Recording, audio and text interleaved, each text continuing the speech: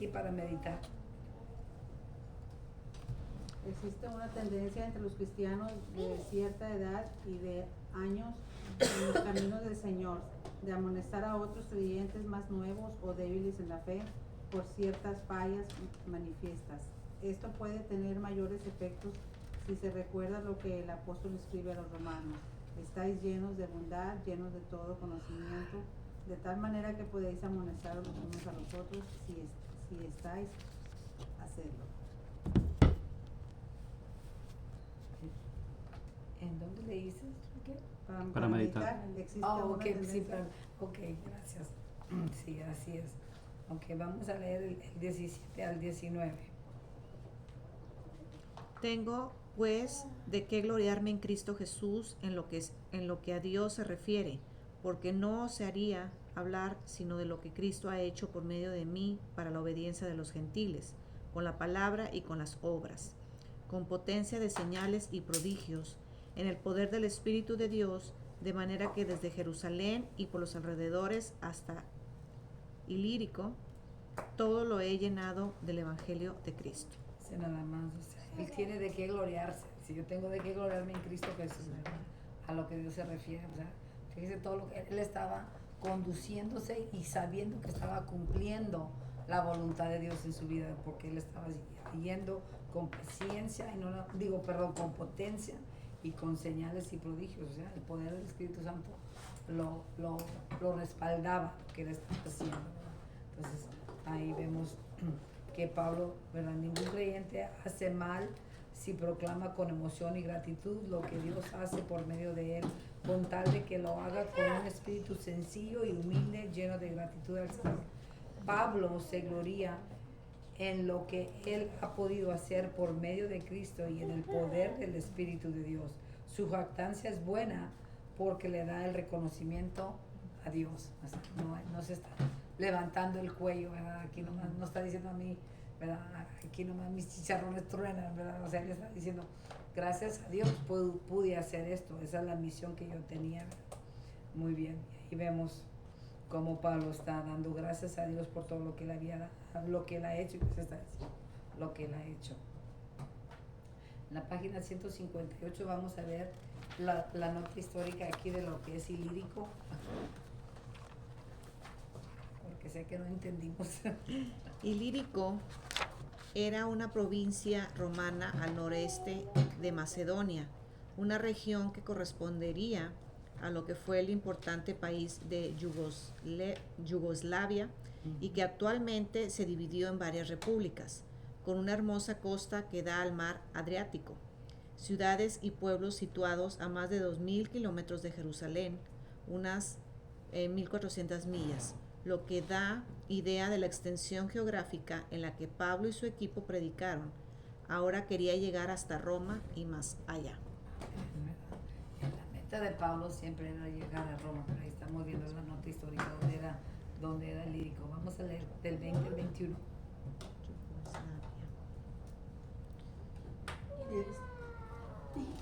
Y de esta manera me esforcé a predicar el Evangelio, no donde Cristo yo hubiese sido nombrado para no edificar sobre fundamento ajeno, sino como está escrito, aquellos a quienes nunca les fue anunciado acerca de él verán, y los que nunca han oído de él entenderán.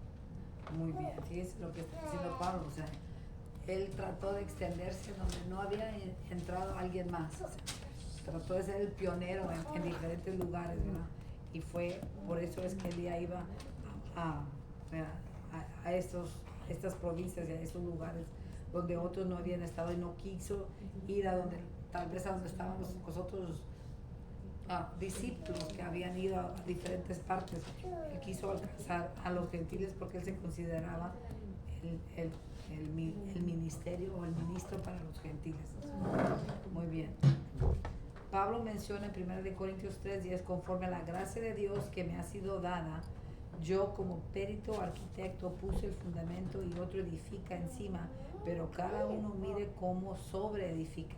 Pablo no era un sobreedificador, sino un edificador, procurando exponer el Evangelio donde todavía Cristo no había sido anunciado, creído o aceptado. O sea, era el que le gustaba llegar a la tierra fértil, o sea, la tierra limpia, donde nadie había hablado de Cristo, sino que y es por eso que él quería ir a Roma, porque sabía que allá había personas que todavía no creían o que no conocían del Evangelio. Jamás se imaginó y sabía que Dios lo estaba llamando a Roma, pero como jamás se imaginó que iba a ir a Roma como un esclavo. Por 10 años dice que Pablo se propone ir a Roma. Vamos a leer aquí del 15 del 22 al 24. Pablo se propone ir a Roma. Por esta causa me he visto impedido muchas veces en ir a vosotros, pero ahora, no teniendo más campo en estas regiones y deseando desde hace muchos años ir a vosotros, cuando vaya a España iré a vosotros, porque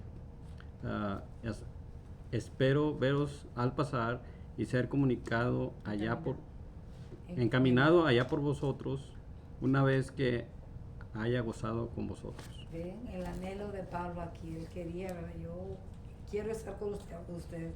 Y aquí hace ya muchos años tener ese deseo de ir a algún lugar. Imagínense, Pablo dice que realmente pasaron 10 años desde que él llegó, cuando él expresó querer ir a Roma y hasta cuando lo logró. 10 años Pablo quería ir a Roma. El impedimento era por estar ocupado en la obra de Dios. No había podido ir porque aún estaba ocupado en la obra de Dios, que es una buena razón por la cual no puede ir. Estaba enseñando, poniendo fundamentos en otras palabras. Pablo esperaba disfrutar de los hermanos de Roma y compartir con ellos alguna bendición de parte de Dios, y eso es lo que él quería hacer. Aquí vemos que él fue durante 10 años. Dios había usado a Pablo como un pionero fundador de iglesias en la región oriental y del Imperio Romano. Pablo sentía que su ministerio estaba en consonancia con la profecía mesiánica del Antiguo Testamento, ¿verdad? Pablo era un siervo incansable. En el buen sentido de la palabra, era también ambicioso, visionario, y que terminaba lo que empezaba. Largos años de espera habían madurado la intención de visitar la metrópoli del imperio, pero nada hacía sin estar seguro de la voluntad de Dios.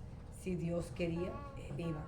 El plan central era visitar España y desde luego evangelizarla, pero los eruditos comentan que no se tiene suficiente base bíblica para afirmar que se realizó ese viaje, ¿verdad? O sea, realmente porque estaba en la cárcel, no pudo evangelizar todo el área. Muy bien. Alguien lee aquí la tardanza de Pablo. La tardanza de Pablo, o el impedimento que menciona en los versos 20 y 21 de no edificar sobre fundamento ajeno, es la razón de sus largos años de espera para ir a Roma, pues comienza así el verso 22. Por esta causa me he visto impedido muchas veces de ir a vosotros, es decir, porque habían muchos lugares en donde predicar antes de ir a Roma, como se expresa en la nueva, ¿en la qué? NTV, en la nueva traducción antes citada. De hecho, mi visita a ustedes se demoró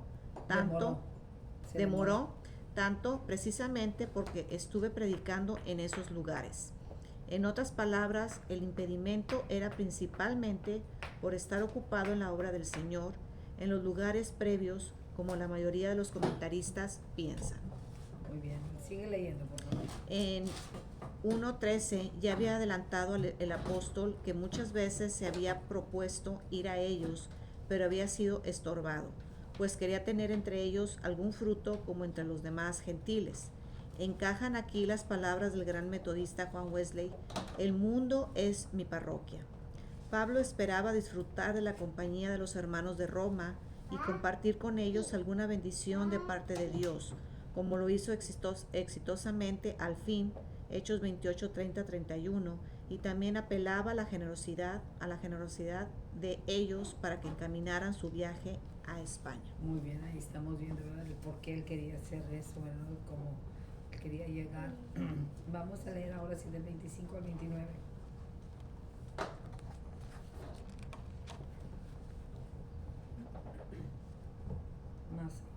Mas ahora voy a Jerusalén para ministrar a los santos, porque Macedonia y Acaya tuvieron a bien hacer una ofrenda para los pobres que hay entre los santos que están en Jerusalén, pues les pareció bueno y son deudores a ellos, porque si los gentiles han sido hechos participantes de sus bienes espirituales, deben también ellos ministrarles de los materiales. Así que, cuando haya concluido esto y les haya entregado este fruto, pasaré entre vosotros rumbo a España, y sé que cuando vaya a vosotros llegaré con abundancia de la bendición del Evangelio de Cristo. Amén. Qué bonito, ¿verdad? Él sabe, está también una vez más hablando por fe, o sea, de que Él va a llegar con la abundancia de la bendición del Evangelio de Cristo. Él llega a Roma custodiado como prisionero, pero cumple el propósito soberano de Dios. Y sé que cuando vaya a vosotros, lo que está diciendo, llegaré con abundancia de bendición del Evangelio de Cristo. Amén.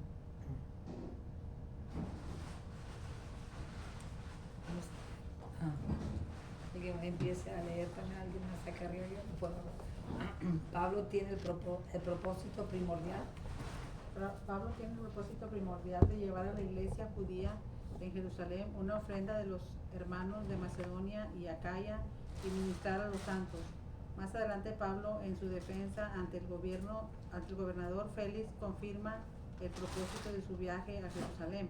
Pero pasado algunos años vine a hacer limosnas a mi nación y presentar ofrendas.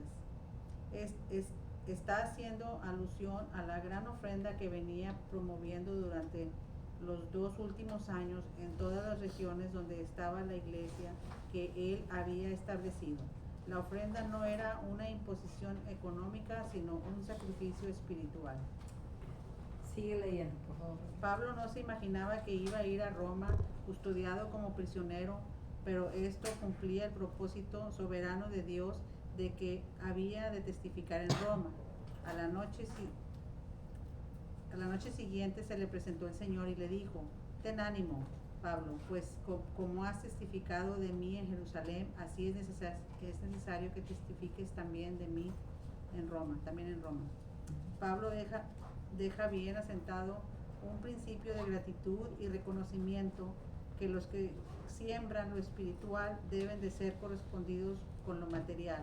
Lo menciona en el pasaje de 1 Corintios 9:11. Si nosotros sembramos entre vosotros lo espiritual, es gran cosa si segaremos de vosotros lo material. Jesús recalcó a la mujer samaritana que la salvación viene de los judíos en consonancia con lo que Pablo dice sobre lo espiritual que recibieron los romanos de los judíos. Pablo estaba seguro de su viaje a Roma. Sé que cuando vaya a vosotros, y también estaba seguro de la forma tan plena en la que iba a llegar. Llegaré con abundancia de la bendición del Evangelio de Cristo. La fuente que bendice es Cristo. El material humano usado en esta ocasión fue Pablo. Sí, llegó a Roma desde luego, pero no en las circunstancias que pensaba, sino como Dios lo había previsto, seguramente para ejemplo de muchos a través de las generaciones. Como muchas veces uno piensa, ¿verdad? Pues yo sé que Dios me ha llamado, así como acá en Hechos, ¿verdad? Le dice, me es necesario, ¿verdad? Que testifiques también a Roma. Decir, oh, Dios me dio una palabra profética, voy a ir a Roma, qué padre, ¿verdad? Decir, pero no se dio cuenta, Dios no le dijo que iba a ir a Roma, ¿verdad? Custodiado como prisionero. Y a veces así es la voluntad de Dios, a veces Dios nos hace pasar por cosas, o nos da la promesa y no sabemos cómo es que vamos a llegar ahí, qué es lo que necesitamos para llegar. Muy bien. Y me encanta que Pablo estaba seguro de su viaje a Roma, sabía que iba a ir, ¿verdad? Pero sabía que también iba a llegar con abundancia, no abundancia de bienes tal vez, no, pero abundancia del Evangelio de Cristo. Eso sí. Ok, Romanos 15 del 30 al 33 para finalizar. Pero os ruego, hermanos, por nuestro Señor Jesucristo y por el amor del Espíritu, que me ayudéis orando por mí a Dios, para que sea librado de los rebeldes que están en Judea y que la ofrenda de mi siervo a los De mi santos, servicio. de mi servicio a los santos en Jerusalén sea acepta, para que, para que con gran gozo llegue a vosotros por la voluntad de Dios y que sea recreado juntamente con vosotros, y el Dios de paz sea con todos vosotros. Amén. Amén. ¿Ves? Además aquí Pablo les está dando unos motivos de oración. Pablo hace una petición de oración a los hermanos de Roma en el nombre del Señor Jesucristo y por amor del Espíritu, ¿verdad? ¿Y cuáles son los motivos de oración? Número 1, ¿alguien quiere leer? ¿Qué dice ahí? Que le ayuden a orar ante Dios para que fuera librado de los rebeldes en Judea, que la ofrenda de los gentiles fuera recibida con agrado por los creyentes de Jerusalén, que pudiera llegar a ellos en el tiempo de Dios y tener gozo juntamente con ellos. Imagínense, Pablo les está pidiendo una oración corporal, o sea, una oración al pueblo. Voy a ir para Roma, pero quiero que ustedes me ayuden a orar. O más bien está pidiendo la oración de los romanos cuando iba a regresar a Jerusalén. Y ahí está viendo, aquí vemos sus motivos de la oración, ¿verdad? Esas maneras de pedir la oración a todo el cuerpo de Cristo. Vamos a ver qué dice para meditar acá arriba en el 160. Este es un ejemplo tangible expuesto por el gran siervo de Dios sobre la importancia de la oración corporativa. Es valiosa la oración individual, desde luego, pero cuando toda una iglesia o un grupo de iglesias intercede por una petición, ya sea que se trate de un enfermo, de un secuestro, de un ataque o de una situación especial, Pablo es un ejemplo de no avergonzarse por una necesidad o de sentirse suficiente sin necesitar el cuerpo de Cristo. Nos necesitamos, hermanos, unos a otros. Necesitamos orar unos por otros. Necesitamos, ¿verdad? O sea, no sentir pena cuando estamos pasando por un problema, una enfermedad, una necesidad. O sea, el motivarnos a orar unos por otros es lo que Dios quiere, que lloremos con los que lloran y nos alegremos con los que se alegran, ¿verdad? Pero cuando estás pasando por un problema, o sea, decirlo, yo a veces siento que las personas, como a alguien que le da cáncer, como que les da pena que les dio cáncer. Dice, ay, Dios mío, pues, o sea, ¿qué hice? Como que la gente los va a ver como que algo mal hicieron o qué pecado hay en su vida y no quieren decir. Y cuando no dicen, no piden ayuda, se van más rápido. Y es lo que yo he notado, se van, pero así. O sea, yo tuve una amiga que ni cuenta me di, le digo, ¿cómo que tú? O sea, se murió. O sea, en un lapso de 2 meses le digo, ¿qué? ¿Por qué no dijo a nadie? O sea, éramos un grupo grande de mujeres de oración. Imagínense que pudimos estar hablando, pero yo creo que le dijo a ciertas personas únicamente y nada más. O sea, yo diría, si estoy en esta situación, al que se me atraviesa, ¿verdad? Le voy a pedir que me ayude a orar por esta situación. No sentir pena por ello, o sea, sino al contrario, estar contentos por ello. Muy bien. Ya estamos terminando aquí, ya lo último. Aquí para meditar, ya lo leímos, para meditar, ¿no, verdad? Sí. Sí, eso fue lo que leímos, muy bien. Ok, eso es todo, ya se acaba lo del capítulo 15, ¿verdad? Pablo dice, alguien lee aquí, Pablo dice al alto riesgo. Pablo discierne el alto riesgo que implica su viaje a Jerusalén y su estancia allá. Él mismo mencionó a los hermanos de Éfeso en Mileto, en Hechos 20, 22, 24, lo siguiente: ahora he aquí, ligado yo en espíritu, voy a Jerusalén sin saber lo que allá me ha de acontecer, salvo que el Espíritu Santo por todas las ciudades me ha dado testimonio, diciendo que me esperan prisiones y tribulaciones, pero de ninguna cosa hago caso, ni estimo preciosa mi vida para mí mismo, con tal que acabe mi carrera con gozo y el ministerio que recibí del Señor Jesús para dar testimonio del Evangelio de la gracia de Dios. Amén. Aquí esto está en Hechos, ¿verdad? Cuando Pablo sabía que iba a ir en prisiones, aunque iba a ser, no sabía lo que le esperaba, pero sabía que tenía que llegar aquí. Y alguien más, con un irónico y trágico acontecer en esta parte un tanto prolongada de su itinerario, Pablo se ve Pablo ve cumplidos sus temores en Jerusalén, pues al haber hecho un voto por consejo de Santiago se produjo un alboroto grande en el templo y estuvo a punto de ser linchado, fíjese. Fue apresado por soldados romanos que lo libraron de la muerte para luego pasar años de encarcelamiento y de juicios antes de llegar a Roma, como se narra ampliamente en el libro de los Hechos.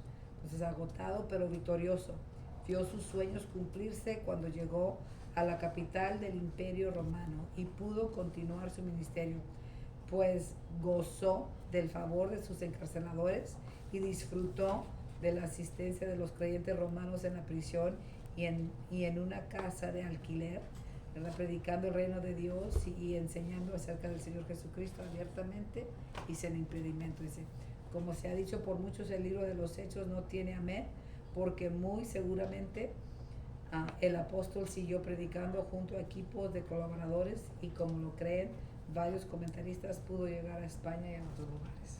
Amén. Ahora sí, ahí vemos que llega a Roma. Ahí vamos a terminar el capítulo 16. Pues vamos a la cena.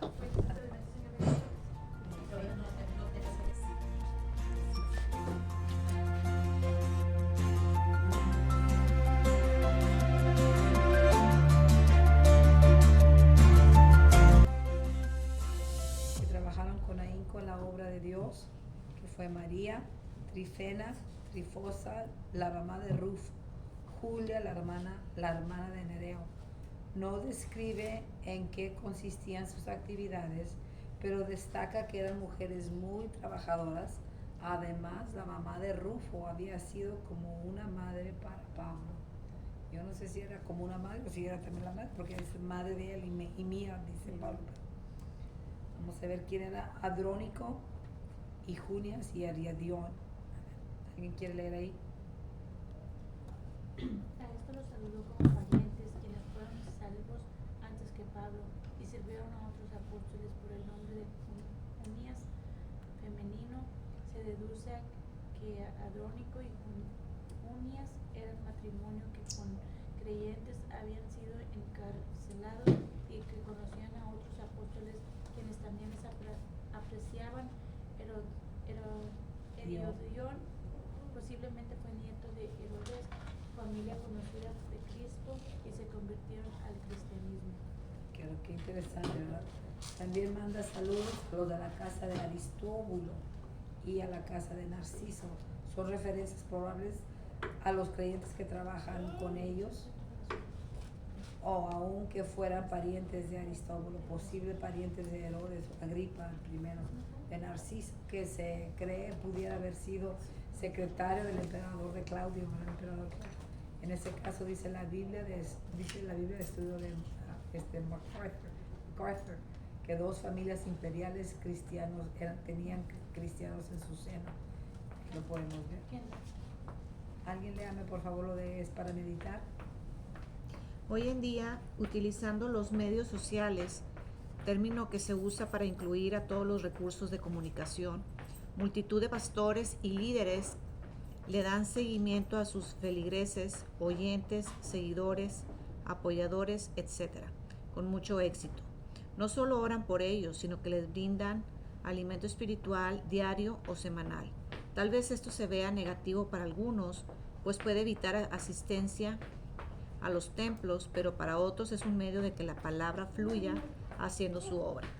¿Qué piensan ustedes de la obra, de los medios sociales?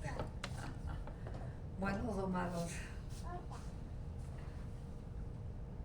Sí ha quitado un poco la asistencia en iglesias, porque ya lo hacen como, bueno, pues si no puedo, ya ahí como quiera veo el servicio. Y en parte es bueno para la gente que tenga algún problema de salud, que no pueda asistir a la iglesia, pues ahí pone, o sea, hay tiene un, como dice, un pro y un pro y un con. Así es. Dicen que un 40% de los seguidores de la iglesia no regresaron a la iglesia. No, después de la pandemia. Después de la pandemia, como el 40%. Es más, los empleados, los vendedores, un 55% no regresaron a sus trabajos después de la pandemia. quieren trabajar ya de casa. Sí. Ya de casa, entonces Sí. está cambiando, pues, ha habido un cambio totalmente drástico y sí ha afectado a la iglesia porque nosotros debemos de congregar, dice que ¿verdad? En la asamblea, el orar juntos, el alabar juntos, o sea, no es lo mismo que, Sí. que verlo nada más en una pantalla, aunque puedes alcanzar más personas, pero no hay ese contacto, ¿verdad? Sí. Con los medios sociales. A mí no me gusta que nada más me manden texto a mi hijo, yo prefiero escuchar la voz, o sea, hay algo que no, cuando oyes la voz, o sea, sabes si está contento, alegre, preocupado, y pues en un texto estás bien, sí, estoy bien, o sea, sí le pone que está bien, pero no es sí, estoy bien, o sí, estoy bien, o sea, no sabes Sí. en qué tono lo está escribiendo. Entonces, no hay como eso, pero es una herramienta que puede ser, ¿verdad? Una herramienta de dos filos, ¿verdad? Que Sí. no sabes si te puede ayudar o te puede... Y luego van a avanzar los teléfonos en un tiempo más adelante. Sí, Lo que ahorita vemos va a ser muy diferente a lo que va a haber. a los teléfonos. Entonces va a cambiar el modo de Aún interactuar, sí, más. Wow. Ya, como ya no hay periódicos, casi ya los periódicos ya son obsoletos, ¿verdad? Ya no. Sí. Yo recuerdo cuando yo trabajaba en 1987, trabajaba con el manager de aquí de McAllen y me cambié a trabajar con la publicidad, mandíamos los que agarras por correo y desde entonces decíamos, en el 94, decíamos, ya el periódico ya se estaba haciendo obsoleto y aquí nadie nos creía, digo, no se está haciendo, le digo, sí, es mejor mandar las cosas por correo. Entonces se creó el negocio por mandar los anuncios mejor, los que te estaban dentro del periódico, mejor mandarlos al correo. Y ahora, ¿verdad? Ni eso, o sea, ya no están ni por correo, muchos ahora, todavía lo hacen algunos por correo, pero mucho ahora ya es nomás los anuncios digitales. Es nada más por la pura pantallita, ¿verdad? Antes en las iglesias había boletines, Ajá. ¿Verdad? Sí, es cierto. Sí, sí, Premios, cierto. sí. el librito. El librito, la asistencia, el orden del servicio, todo se ponía ahí. Y ahora nada de eso, ¿verdad? Cambian las cosas. ¿Cómo está cambiando? Estamos cambiando el mundo bastante. Muy bien. Versículo 16 dice, saludaos los unos a los otros con ósculo santo. Os saludan todas las iglesias de Cristo. ¿Alguien le llame esta costumbre? Esta costumbre viene de épocas remotas a lo que se saludaban con el beso de los familiares y amigos en la frente, en la mejilla o en la barba. La iglesia primitiva adoptó este saludo en el que se demostraba el aprecio y el respeto por las personas. En las constituciones apostólicas, un escrito cumplido en el siglo IV después de Cristo, se hace referencia a entonces hombres y mujeres se saludaban por separado en distintos lados de la sala, por lo que el beso se deba entre personas del mismo sexo. Sí, nada más vemos que las mujeres sentaban de un lado, los hombres de otro lado, entonces el ósculo santo, el de saludarlos con ósculo santo era para, ¿verdad? Con un beso, ya sea en la mejilla, en la frente o en la barba. Muy bien, la recomendación dada por Pablo y Pedro en las epístolas de Romanos 1 y 2 y primera y segunda de Corintios, Tesalonicenses y Pedro, es que se saludaran con ósculo santo, un beso que habla de la armonía entre los creyentes. Judas besó al maestro para entregarle. De ahí surgió el proverbio el beso de Judas, para denotar una mala acción entre amigos, pero el creyente al dar el beso demuestra amor por su prójimo, lealtad, fidelidad. Los hermanos de la iglesia primitiva padecieron castigos a manos de los impíos y era muy importante que entre ellos se cuidaran y se brindaran el afecto que tanto necesitaban. Imagínense que a veces los sacaban, ¿verdad?, de sus casas, los llevaban a las cárceles, los maltrataban, o sea, los herían. Entonces, ver a una persona y saludarlos con un abrazo, con un beso, pues era algo reconfortante. O sea, de que no te van a golpear, no te van a bofetear, no te van a jalar, sino que te van a saludar, te van a abrazar. Y es por eso que tanto Pedro como Pablo y como los vemos, ¿verdad?, en Juan también, amonesta de que demos el beso unos a otros. Muy bien. Vamos a ver la admonición final de Pablo y la bendición. Alguien léame del 16, 17 al 20.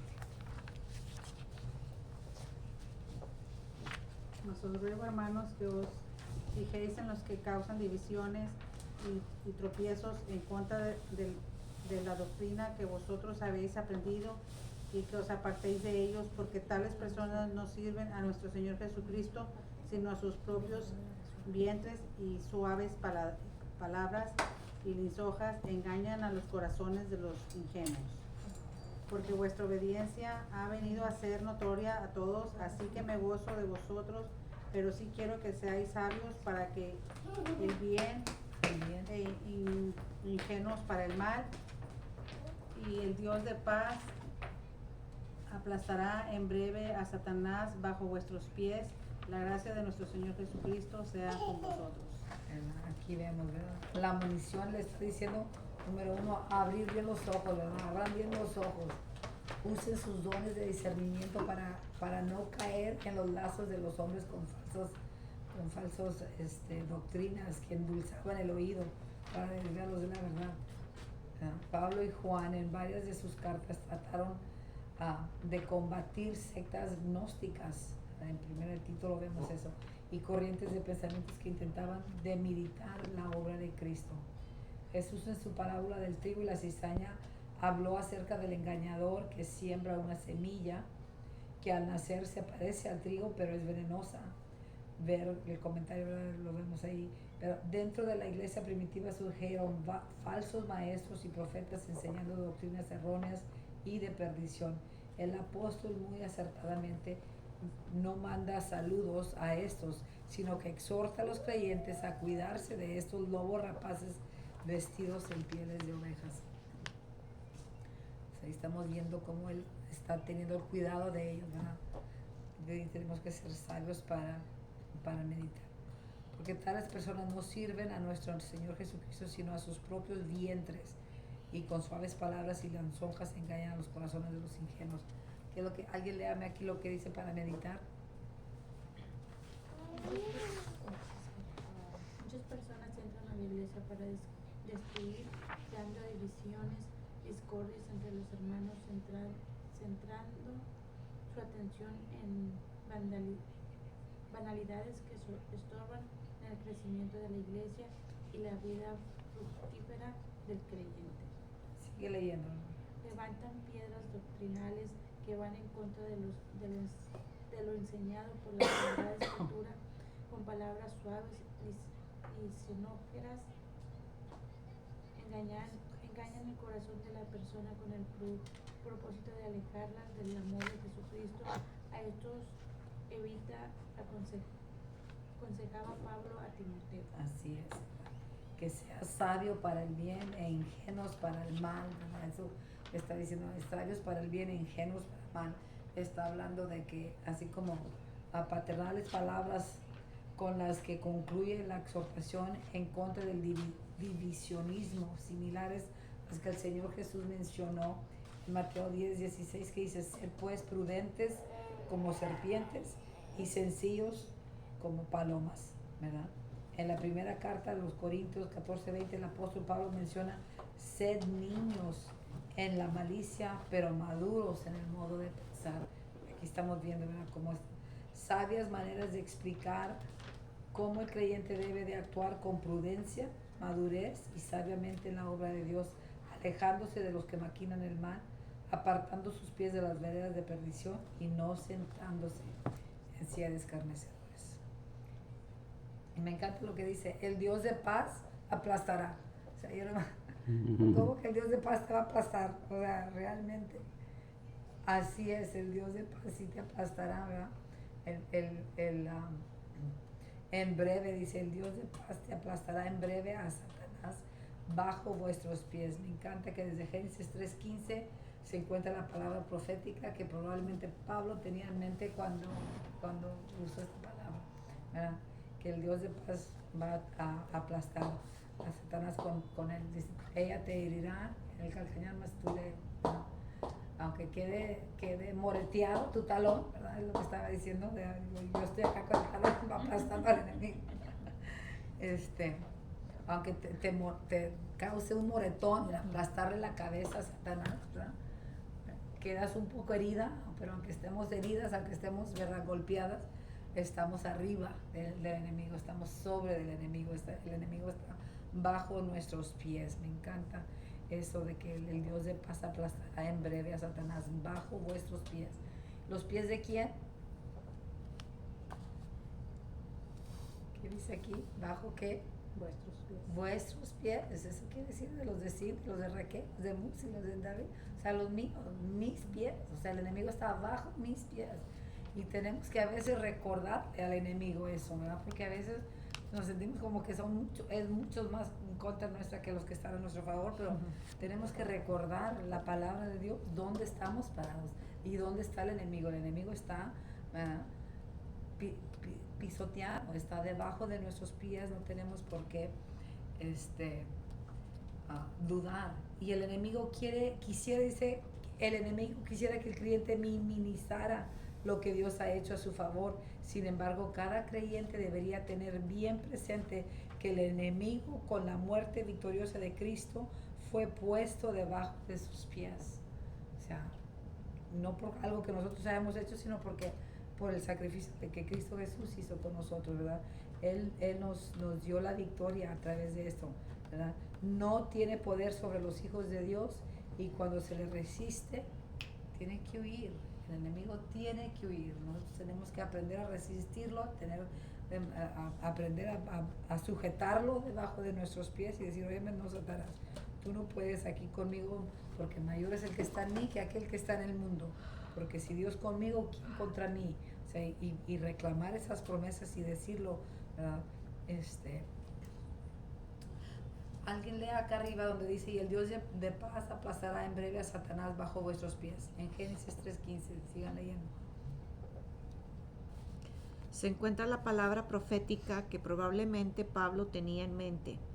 3 comentaristas ofrecen su concepto sobre cómo entender al momento a que se refiere esta promesa. 1. Morris entiende que se trata de una victoria sobre Satanás en el presente. 2. Cranfield y Dunn están convencidos que se refiere a la victoria escatológica. 3. Murray reconoce que esta promesa debe ubicarse en el horizonte de la subyugación de todos los enemigos de Dios, pero él cree que no debemos excluir una referencia a las conquistas presentes que anticipan la conquista final. Amén, amén. O sea, que nosotros ahorita podemos tener, o sea, el enemigo está bajo nuestros pies. También es profético, pero también es al presente, lo podemos usar al presente, porque, o sea, es en la posición en que estamos contra él. Muy bien. 16, 21 al 24, ya para finalizar. ¿Alguien más? Os saludan Timoteo, mi colaborador, y Lucio, Jasón y Sosipater, mis parientes, yo, Tercio, que escribí la epístola, os saludo en el Señor, os saluda Gallo, hospedador mío, y de toda la iglesia, os saluda Erasto, tesorero de la ciudad, y el hermano Cuarto. La gracia de nuestro Señor Jesucristo sea con todos vosotros. Amén. Amén, amén. Siempre había en torno de Pablo colaboradores fieles y servidores. El apóstol sabía reconocer el trabajo de cada uno de ellos. Timoteo, en las buenas y en las malas, había sido un servidor leal, idóneo, sincero, un creyente entregado a la obra de Dios, un joven ejemplar de convicciones firmes. Lucio era un cristiano de Cirene que une sus saludos a los de Pablo, maestro en la iglesia de Antioquía. Y Jasón, otro fiel colaborador, posiblemente es el mismo que había hospedado a Pablo y a Silas en Tesalónica. Sosipater, su abreviatura Sopater, cristiano que acompañó a Pablo en su tercer viaje misionero, oriundo de Berea, hijo de Piro, posiblemente les llamaba parientes porque eran judíos. Pero aquí vemos a todos los que él menciona, ¿verdad? Tercio también, y a Gallo, hospedador. O a todo, me encanta que Pablo, ¿verdad? Como que a cada uno los está nombrando y aquí está, ¿verdad? Lo que era cada uno. Vamos ya a la doxología final, del 25 al 27, alguien lea, por favor. Y el que puede confirmaros según mi evangelio y la predicación de Jesucristo según la revelación del misterio que se ha mantenido oculto desde tiempos eternos, pero que ha sido manifestado ahora y que por las escrituras de los profetas, según el mandamiento de Dios eterno, se ha dado a conocer a todas las gentes para que obedezcan la fe al único y sabio Dios, sea gloria mediante Jesucristo para siempre. Amén, amén, amén, amén, ¿verdad? Dice, y para cerrar con broche de oro, escribe un cántico pletórico de exaltación y alabanza al único Dios fiel y verdadero. Fíjese cómo termina Pablo su carta. Al Dios sublime que respalda el evangelio de Pablo cuando predicaba la salvación ofrecida por Jesús con su vida, crucifixión, resurrección, ascensión y promesa de segunda venida.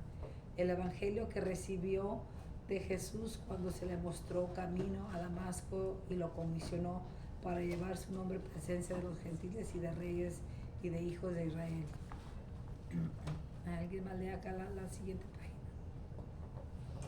La revelación del misterio oculto desde tiempos eternos que Daniel y otros profetas vieron a la distancia, pero que fue revelado por Cristo y que Mateo, Marcos, Lucas y Juan registraron en sus evangelios de una forma completa y detallada, y que Pablo confirma en esta y otras cartas, como en Efesios 3, del 1 al 13, en donde hace la declaración sobre esta trascendental dimensión, que por revelación me fue declarado el misterio que en otras generaciones no se dio a conocer a los hijos de los hombres, que los gentiles son coherederos y miembros del mismo cuerpo y copartícipes de la promesa en Cristo Jesús por medio del Evangelio. Confirma el mismo importante concepto escribiendo a Timoteo, e indiscutiblemente grande es el misterio de la piedad. Dios fue manifestado en carne, justificado en el Espíritu, visto de los ángeles, predicado a los gentiles, creído en el mundo, recibido arriba en gloria. Al único y sabio Dios sea gloria mediante Jesucristo para siempre. Amén. Amén. Qué hermoso, como Él exalta al Señor Jesús y cómo esta revelación del ministerio oculto desde tiempos eternos, como Pablo es el que dice, esto que estaba oculto era de que somos coherederos con Cristo. Para nosotros ya se nos abrió eso, pero ellos no sabían, no podían entender que los gentiles son coherederos con un judío, o sea, no puede ser, pero ese era el misterio oculto desde tiempos eternos, y gracias a Dios porque Él confirma, ¿verdad?, de eso, de que somos coherederos con Cristo y somos parte de Él. Amén. Pues así concluimos el libro de Romanos. Gracias al Señor por este poderoso libro que está escrito para recordarnos cuáles son nuestros deberes como cristianos y cómo tratarnos unos con otros, pero también la importancia de la justificación por la fe. O sea, de que somos justificados no por obras, sino por gracia, que somos salvos por lo que Él hizo. Y gracias a Dios por eso podemos estar seguros de que nuestros nombres están escritos en el libro de la vida. Amén. Amén. Vamos a orar.